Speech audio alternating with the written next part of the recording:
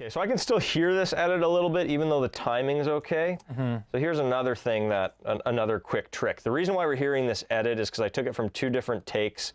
One take may have had a cymbal carrying over, and then on the next one there's a new cymbal happening.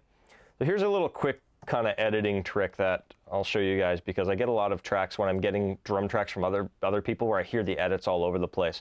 So most people will do is they'll just take this and they'll peel it back, so that way you're not getting the you're not getting that double transient.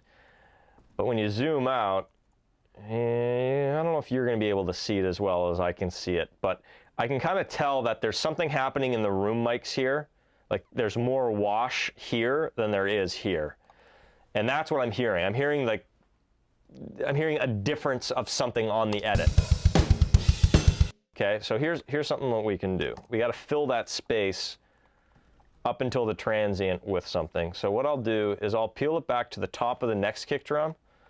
I'll put an edit there, and I'll slide this underneath.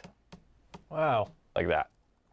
And now you shouldn't hear that edit as much. I mean, you're probably going to hear it because I don't have a fade on this.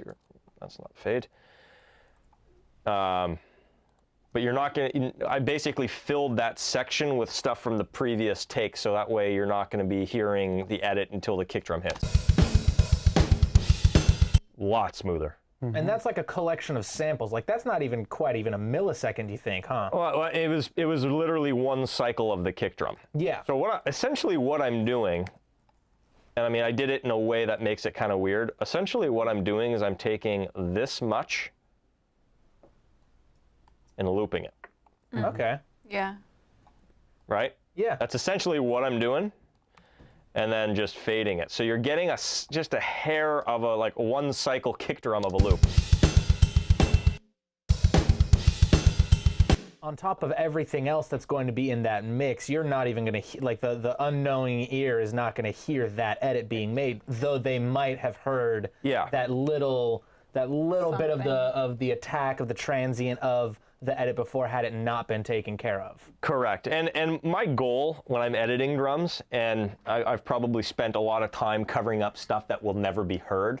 Sure. But my goal when editing drums is to be able to listen to it soloed and not hear any edits. Yeah. And so when I'm going down, not only will I go through all the edits and look at them and make sure that I covered up everything that needs to be covered up, but I'll also go listen down to like only the overheads in the rooms, because that's where you hear a lot of the where when you do drag it and it kind of loops, you hear that a lot in the room mics, especially when they're compressed, because it's a strong signal. Right.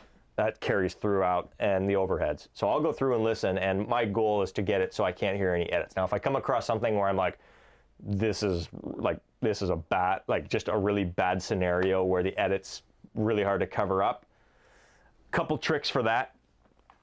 If you have the rest of the mix to listen to, see if anything else hits somewhere where you can put it underneath. So for instance, the first place I'll go, I'll usually try to get my edit points butted up right up against the transient of the next hit, because the transient of the next hit is going to help camouflage it. But let's say I can hear this edit, this one right here. What I'll then try to do is I'll say, okay, well, let's say this song is, we actually got a lot of triplets in this song, so why don't I go to triplet? Okay, so here's my triplet.